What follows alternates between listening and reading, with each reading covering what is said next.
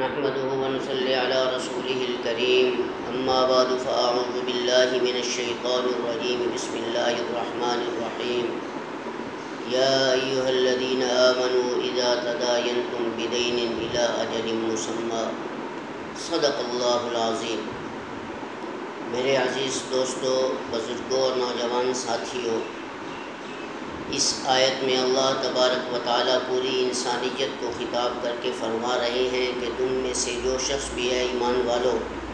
آپس میں قرض اور ادھار کا معاملہ کرے تو انہیں چاہیے کہ گواہ بنائیں اور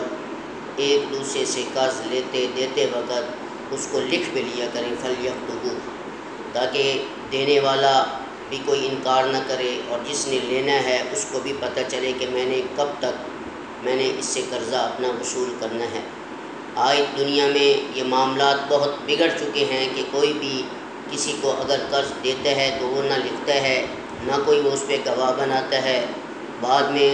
دینے والا بھی لڑ رہا ہوتا ہے اور جس نے لینا ہے وہ بھی لڑ رہا ہوتا ہے۔ تو اللہ تبارک و تعالیٰ نے ہمیں اس آیت میں سمجھایا کہ تم میں سے جو شخص بھی کسی سے قرض حسنہ لینا چاہتا ہے تو چاہیے کہ اس پر 2 گواہ بنائیں اور پھر اس چیز کو لکھ لیں اپنے کاغذ پر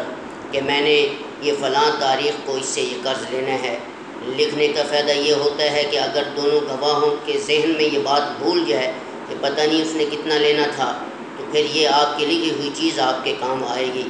اور اگر لکھنے والا لکھ کر انکار کر دے تو پھر یہ 2 گواہ آپ کے کام آئیں گے۔ لیکن شریعت کہتی ہے کہ گواہ بھی دونوں وہ منتخب کریں جو خود مومن بھی ہوں، عقل مند ہوں، مسلمان ہوں۔ نافرمان یا کافر کوئی یہودی ہے تو غیر مسلم سمجھ لو، ان کی گواہی معتبر نہیں ہوگی۔ مسلمان ہونا ضروری ہے، عقل مند ہونا ضروری ہے، سمجھدار ہونا، اور صوم و صلاۃ کا پابند ہو اور دیانتدار ہو، انصاف کرنے والا ہو، ایسے گواہوں کا ہونا لازمی ضروری ہے۔ تو اسی لیے اللہ تعالیٰ فرماتا ہے جو شخص میری ان احکامات بتائے ہوئے احکامات پر عمل کرے گا دنیا کے اندر کسی جگہ بھی وہ مار نہیں کھائے گا، کسی پریشانی میں مبتلا نہیں ہوگا۔ میری آپ سے گزارش ہے کہ تم میں سے کوئی شخص بھی کسی کو قرض دے اور یا قرض لے تو چاہیے کہ دونوں لکھوا لے، دینے والے کو بھی پتہ ہو کہ میں نے کتنا لینا ہے اور لینے والے کو بھی پتہ چلے کہ میں نے اسے کتنا لینا ہے۔ یہی فَلْيَكْتُبُوهُ کی عمدہ مثال